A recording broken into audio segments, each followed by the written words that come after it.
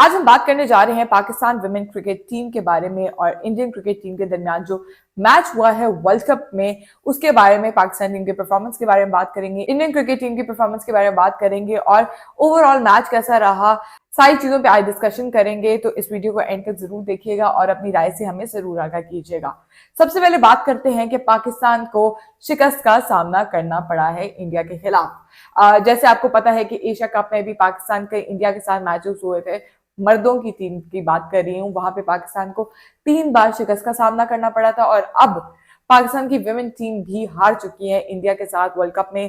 पाकिस्तान अपना पहला match already हार चुकी थी बांग्लादेश के अगेंस्ट और उसके बाद अब जो दूसरा मैच हुआ था उसमें भी पाकिस्तान को शिकस्त का सामना करना पड़ा है। बेशक इंडिया पाकिस्तान की विमेन टीम्स का मुकाबला अगर हम कंपेयर करें तो नहीं है, लेकिन फिर भी इंडिया और पाकिस्तान की जो राइवलरी है वो हमेशा बरकरार रहती है। जब भी किसी भी मैदान में इंडिया और पाकिस्तान आमने सामने आएंगे तो सारी कौम एक तरफ हो जाएगी और वो अपनी टीम्स को सपोर्ट करने के लिए मैदान में आ जाएंगे और उस टीम को देखेंगे भी कि क्या परफॉर्मेंसेस चल रही हैं टीम की, कौन कौन से प्लेयर्स सामने आ गए हैं। क्योंकि ऑब्वियसली अगर पाकिस्तान के मैचेस, वुमेन टीम के मैचेस हो रहे होंगे किसी और सीरीज में किसी और टीम के खिलाफ, तो हमारी जो कौम है वो इतना फॉलो नहीं करती वुमेन क्रिकेट टीम को और वुमेन क्रिकेट प्लेयर्स को भी कि उनको सपोर्ट करें।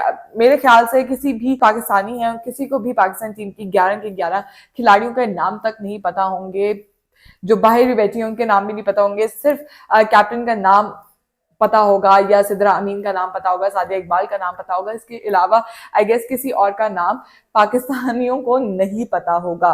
क्यों नहीं पता? क्योंकि हमारी टीम इस तरह की परफॉर्मेंस दिखाती नहीं है कि उनको उस तरह अप्रिशिएट किया जाए, और अगर अप्रिशिएट किया भी जाता है कुछ अच्छी परफॉर्मेंसेस के बाद तो वो कुछ टाइम ऑफ पीरियड के लिए रहता है और उसके बाद फिर वो परफॉर्मेंसेस भूल जाते हैं। सिद्रा अमीन अच्छी परफॉर्मेंस दिखाती है तो उनका नाम याद रखा जाता है, सादिया इकबाल अच्छी परफॉर्मेंस दिखाती है तो उनका नाम याद रखा जाता है और कैप्टन फातिमा सना का नाम याद रखा जाता है। क्यों? क्योंकि ये लोग परफॉर्मेंस दिखाते हैं। बाकी प्लेयर्स इस तरह की परफॉर्मेंसेस नहीं दिखाते कि उनको अप्रिशिएट किया जाए। इंडिया के सामने जब आपका मुकाबला होता है तो आपके सारे प्लेयर्स भी एक्सपोज होते हैं, आपकी परफॉर्मेंस खुलकर सामने आती है कि आप बड़े मैच में किस तरह की परफॉर्मेंस दिखा रहे हैं। बात कर लेते हैं सबसे पहले कि पाकिस्तान को शिकस्त का सामना करना पड़ा है 88 रन से। इंडिया ने मैच जीता है। 248 रन का टारगेट दिया था इंडियन क्रिकेट टीम ने और पाकिस्तान को यहाँ पे हम थोड़ी सी पाकिस्तान की तारीफ कर सकते हैं कि उन्होंने पहली बार ओडीआई में इंडियन टीम को ऑल आउट किया है। वर्ल्ड क्लास टीम में इंडियन स्मृति मंधाना टीम में, हरमनप्रीत कौर टीम में है। जिस टीम में ये दो बड़े नाम हो उस टीम को ऑल आउट करना थोड़ी सी हम कह सकते हैं कहीं ना कहीं पाकिस्तान टीम को अप्रिशिएट किया जा सकता है। लेकिन वही बात आ जाती है सामने कि आपने ऑल आउट करने के बाद भी आप मैच को ग्रैप नहीं कर पाए, मैच को फंसा नहीं पाए। आपको चाहिए था कि अगर आपने ऑल आउट किया है आप उनको पहले ऑल आउट कर लेते। आप उनको रिस्ट्रिक्ट कर रहे थे, आप उनको पहले रिस्ट्रिक्ट कर लेते। आखिरी बॉल पर आपने ऑल आउट किया है तो यहाँ पर अप्रिशिएट अगर हम कर भी लेंगे तो कोई फायदा नहीं है, क्योंकि एक बॉल रह गई थी और उस पर क्या ही हो जाता। तो हमारे बॉलर्स में जाना बेग 4 विकेटें हासिल की उन्होंने, फातिमा सना सामने से आई, सादिया इकबाल ने अच्छी बॉलिंग की। तो हमारे कुछ बॉलर्स हैं जिन्होंने परफॉर्मेंस दिखाई है, जिम्मेदारी का मुजाहिरा किया है। ऑल आउट कर लिया लेकिन स्कोर काफी ज्यादा खा लिया। ओवरऑल बात कर लेते हैं हमारे बॉलर्स की कि हमारे बॉलर्स में से किसने अच्छी परफॉर्मेंस दिखाई है और किसने विकेट्स नहीं हासिल की। सबसे पहले सादिया इकबाल 10 ओवर्स करती हैं, 47 रन देती हैं और 2 विकेटें हासिल करती हैं। मेन विकेट्स हासिल करती हैं जिसमें हमारे सामने आती हैं जो पहली आई थी, सबसे पहले प्रतिका, उनको आउट किया और उसके बाद सादिया इकबाल ने विकेट हासिल की, श्री की। उसके बाद डियाना बेग ने 10 ओवर्स किए हैं, 69 रन दिए और 4 इंपॉर्टेंट विकेट्स हासिल की हैं। डियाना बेग ने हरमनप्रीत कौर को आउट किया, दीप्ति शर्मा को आउट किया, फिर उसके बाद रेणुका सिंह को भी आउट किया और उसके बाद क्रांति को भी आउट किया। ये 4 विकेट्स ली हैं डियाना बेग ने, अच्छी बॉलिंग करने के बाद 4 विकेटें हासिल की हैं। फिर फातिमा सना ने 10 ओवर्स किए हैं, 38 रन देते हुए भी 2 विकेट्स हासिल किए हैं। स्मृति मंधाना की इंपॉर्टेंट, सबसे ज्यादा इंपॉर्टेंट जो विकेट थी स्मृति मंधाना की, उनको आउट करके एक अच्छा ब्रेक थ्रू दिलवाया था फातिमा सना ने। उसके बाद स्नेह राणा भी अच्छी मिडिल ऑर्डर की बैटर हैं जो आके अच्छी परफॉर्मेंस दिखाती हैं, उनको भी आउट किया फातिमा सना ने। उसके बाद रामीन शमीम ने 10 ओवर्स किए हैं, 39 रन दिए, 1 विकेट हासिल की है। जिसमें हरलीन दियोल को रामीन शमीम ने आउट किया है। वो भी बहुत ज्यादा इंपॉर्टेंट विकेट थी जिनको आउट कर लिया था रामीन शमीम ने। पहली अली विकेट्स हासिल तो की हैं पाकिस्तान टीम ने, लेकिन फिर वही बात आ जाती है कि आप लोग स्कोर करवा लेते हैं, एक टाइम ऑफ पीरियड में आप लोग आके स्कोर रोकते हैं, अच्छे ओवर्स करते हैं, विकेट्स हासिल करते हैं, लेकिन बाद में क्या होता है, बाद में आप लोग ढीले पड़ जाते हैं। ये सेम सिचुएशन हमारे बॉयज टीम के साथ भी, हमारी मेन टीम के साथ भी यही प्रॉब्लम्स है और हमारी वुमेन टीम के साथ भी यही प्रॉब्लम्स है कि आप लोग एक टाइम में आके हल्के पड़ जाते हैं, ढीले पड़ जाते हैं कि अब हम लोग रिलैक्स हो जाए। तो क्रिकेट में आप लोगों को कभी भी रिलैक्स नहीं होना। T20 में तो आपके पास ऑप्शन ही नहीं होता किसी भी टाइम में आके आप रिलैक्स हो सके। ओडीआई में भी बेशक आपके पास टाइम होता है, लेकिन आप रिलैक्स वहां पे भी नहीं होंगे। जब आप रिलैक्स होंगे आपको स्कोर पड़ जाएगा और आपके अगेंस्ट इंडिया की बड़ी टीम है तो काफी ज्यादा रन कर लेगी अगर आप लोग रिलैक्स हो जाएंगे तो। फिर उसके बाद आती है नशरा संधू, 10 ओवर्स करती हैं, 52 रन देती हैं और एक विकेट हासिल करती है जमाइमा की। वो भी काफी ज्यादा इंपॉर्टेंट विकेट थी। हमारे बॉलर्स ने विकेट्स तो बेशक हासिल कर ली, अच्छे ओवर्स किए, अच्छी विकेट्स हासिल की थी। मैं आपको बता देती हूँ, देखिए 48 रन पे एक विकेट गिर चुकी थी इंडियन टीम की। फिर उसके बाद 67 रन पे दूसरी विकेट गिर गई थी, 106 रन पे तीसरी विकेट गिर गई थी, 159 रन पे 5, 201 रन पे 6 विकेट, फिर उसके बाद 203 पे 7 विकेट्स, फिर 226 पे 8 विकेट्स, 247 पे 9 विकेट्स और 247 पे 10 विकेट्स। आप देखें इंडियन टीम ने कोई भी एक अच्छी पार्टनरशिप नहीं लगाई, लेकिन फिर भी वो 247 रन बनाने में कामयाब हो गई हैं। आप देखें एक भी प्लेयर की 50 रन नहीं है, इंडियन टीम की तरफ से किसी भी प्लेयर के 50 रन नहीं थे, फिर भी वो मैच को इतना आगे तक लेकर गए, इतने बड़े टारगेट तक लेकर गए और बआसानी मैच को जीत भी लिया कि पाकिस्तान टीम को इंडियन टीम ने 159 पे ऑल आउट कर दिया। ये चीज मैं आपको स्टार्ट में बता रही थी कि अगर पाकिस्तान टीम 159 पे ऑल आउट हो सकती है और इंडियन टीम उनको इस तरह रिस्ट्रिक्ट करके ऑल आउट कर सकते हैं तो ये फायदा होता है। ये फायदा नहीं होता कि आप आखिरी बॉल पर 49.5 ओवर्स में आप जाके उनके ऑल आउट करें, तो उसका कोई पॉइंट नहीं है। अगर आपने उनको ऑल आउट करना था तो आप उनको 30वें ओवर में करते या 40वें ओवर में करते या 45 में भी कर लेते तो शायद कुछ ना कुछ बेहतर हो जाता। हमारे चले बॉलर्स कभी ना कभी तो चल जाते हैं, लेकिन हमारे बैटर्स, कुछ बैटर्स हैं जो जिम्मेदारी लेती हैं, लेकिन कुछ बैटर्स हैं जिनको काफी अरसा हो गया है खेलते हुए लेकिन वो परफॉर्मेंस नहीं दिखा रही हैं। हम उनकी जगह अब यंगस्टर्स को भी मौका दे सकते हैं क्योंकि उनके ऊपर भी हम रिलाई कर सकते हैं। जब हमारे सीनियर प्लेयर्स परफॉर्मेंस नहीं दिखा रहे हैं, उस तरह की परफॉर्मेंस, उस टेक्निक के साथ क्रिकेट नहीं खेल रहे जो हम उनसे एक्सपेक्ट करते हैं, तो हम चाहते हैं कि उनकी जगह बेशक यंगस्टर्स को खिला दें। जिस तरह हमने एशिया कप में बड़ा स्टेप लिया, हमने दिल खोलकर हमने कहा कि हम अपने सीनियर खिलाड़ियों को बाहर बिठाते हैं और अपने यंगस्टर्स को मौका देते हैं। बेशक हारेंगे, सीखेंगे, क्योंकि आगे क्रिकेट उन्होंने ही लेके जानी है। लेकिन पाकिस्तान वुमेन टीम में अभी भी यही हो रहा है। मुनीबा अली का अनफॉर्चुनेटली एक रन आउट जो था काफी ज्यादा उसमें मसले हो गए थे, लेकिन मुनीबा अली की बड़ी विकेट थी, वो गिर गई। उसके बाद काफी ज्यादा प्रॉब्लम पाकिस्तान टीम को फेस करना पड़ा। 2 रन से मुनीबा अली आउट हो गई, फिर सदफ शम्स ने उन्हीं का साथ देते हुए वो भी पेविलियन की तरफ लौट गई। 6 रन बनाए से 24 बॉल्स पर। फिर उसके बाद सिद्रा अमीन 81 रन बनाती हैं 106 बॉल्स पर।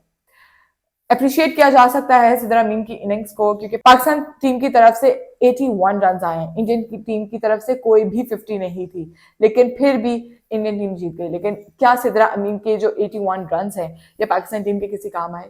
नहीं आया। अब परफॉर्मेंस बेशक बहुत अच्छी थी, अच्छी बैटिंग की थी, स्टार्ट में काफी ज्यादा स्लो थी, स्ट्रगल कर रही थी, लेकिन उसके बाद उन्होंने शुरू की अपनी इनिंग और फिर 81 रन की इनिंग खेलती हैं। लेकिन अगर उनका कोई साथ दे रहा होता, अगर पिच पे उनके साथ कोई खड़ा रहता, तो पाकिस्तान टीम शायद ये टोटल अचीव करने में कामयाब हो सकती है। उनका सिर्फ साथ दिया था नतालिया परवेज ने, लेकिन उसके अलावा कोई भी इस तरह की प्लेयर नहीं थी जो आके जिम्मेदारी का मुजाहरा करती।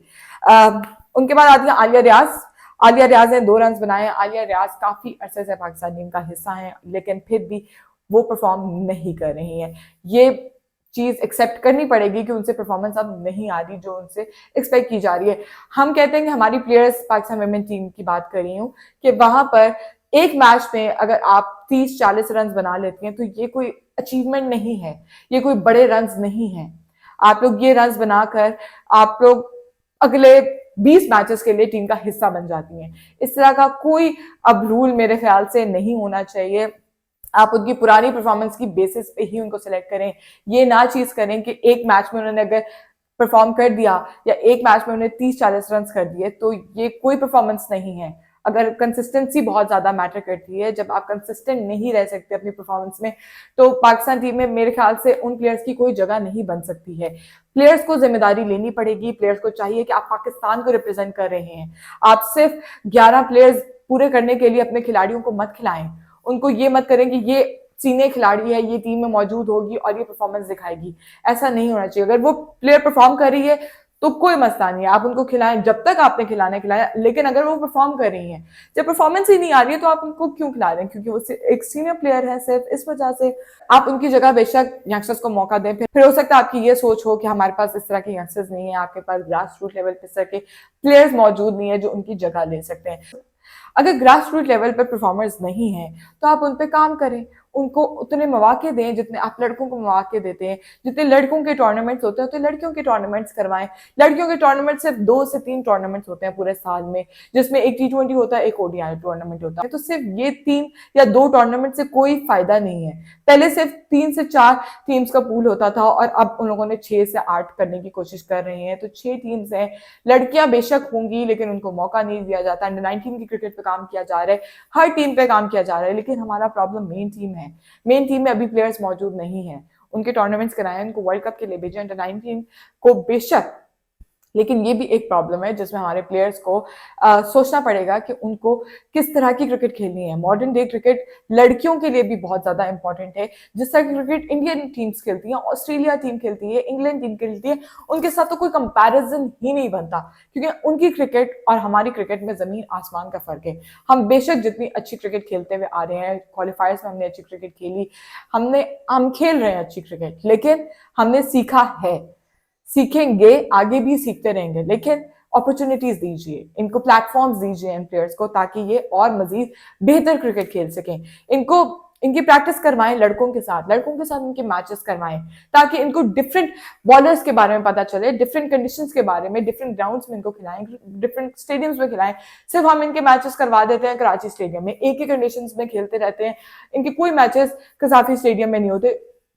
डोमेस्टिक क्रिकेट की बात कर रही हूँ, डोमेस्टिक क्रिकेट में कोई भी इनके मैचेस अब लाहौर में नहीं होते। पहले मैचेस होते थे मुरीदके में, फिर लाहौर में भी मैचेस कराए जाते थे, लेकिन अब जितने भी टूर्नामेंट्स होते हैं वो सारे के सारे कराची में होते हैं। उसी कंडीशंस में खेलते हैं, उन्हीं बॉलर्स को फेस करते रहते हैं, अपनी ही बॉलर्स को देखते रहते हैं। कुछ बाहर से बुलवा भी लेंगे बॉलर्स, लेकिन कोई फायदा नहीं है इस चीजों का जब तक आप इन प्लेयर्स को एक्सपोजर नहीं देंगे, इन प्लेयर्स को different of platforms, different of grounds, different of conditions इनको प्रोवाइड नहीं करेंगे, तब तक ये प्लेयर्स नहीं सीखेंगी। ये मेरा पॉइंट ऑफ व्यू हो सकता है, लोगों का अलग हो सकता है। फातिमा सना कैप्टन 2 रन बनाकर पवेलियन की लौट गई, 15 रन बनाए, कैच हो गई स्मृति मंधाना के हाथों। फिर उसके बाद सिद्रा नवाज 14 रन बना दिए हैं 22 बॉल्स पर। Rameen Shamim 0 run, Diana Baig 9 run, Nashra Sandhu 2, फिर सादिया इकबाल 0। टेल से हम क्या एक्सपेक्ट कर सकते हैं? कुछ एक्सपेक्ट नहीं कर सकते जब हमारे ओपनिंग बैटर्स, हमारे मिडिल ऑर्डर्स जो हैं वो परफॉर्मेंस नहीं दिखा रहे। हमारे प्लेयर्स को जिम्मेदारी का मुजाहरा करना पड़ेगा। पार्टनरशिप अगर हमारी लगती तो हम ये मैच जीत सकते थे।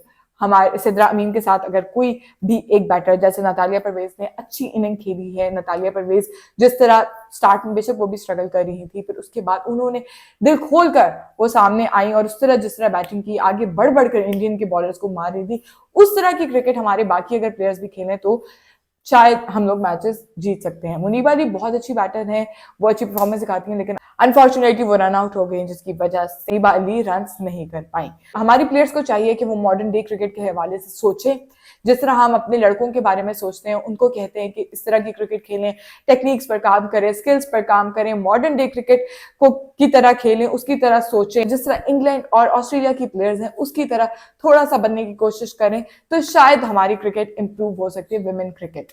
तो व्यूवर्स अपनी राय से आगाह कीजिएगा, हमारी विमेन क्रिकेट किस ट्रैक पे जा रही है, हमारी विमेन क्रिकेट किस तरह बच सकती है, उनको और कितना एक्सपोजर दिया जाए, कितने प्लेटफॉर्म्स दिए जाए, कितने मजीद उनके टूर्नामेंट्स होने चाहिए। आप देखिए इंडियन के जो प्लेयर्स हैं उनके वही सेंट्रल कॉन्ट्रैक्ट्स हैं जो लड़कों के सेंट्रल कॉन्ट्रैक्ट्स हैं, लेकिन हमारी विमेन क्रिकेट और मेन क्रिकेट टीम में पाकिस्तान में काफी ज्यादा गैप है। जब ये गैप क्लियर होगा, जब हमारी प्लेयर्स को उतने ही टूर्नामेंट्स, उतना ही एक्सपोजर, उतनी ही ग्राउंड, उतने ही मैचेस अगर दिए जाएंगे जितने हमारे लड़कों को दिए जाते हैं, तो शायद हमारी क्रिकेट और ज्यादा बेहतर हो सकती है, हमारे प्लेयर्स और बेहतर तरीके से क्रिकेट खेल सकेंगी। व्यूअर्स अपनी राय से जरूर आगे कीजिएगा और बताइएगा पाकिस्तान और इंडिया का जो मैच था विमेन क्रिकेट का वो आपको कैसा लगा है।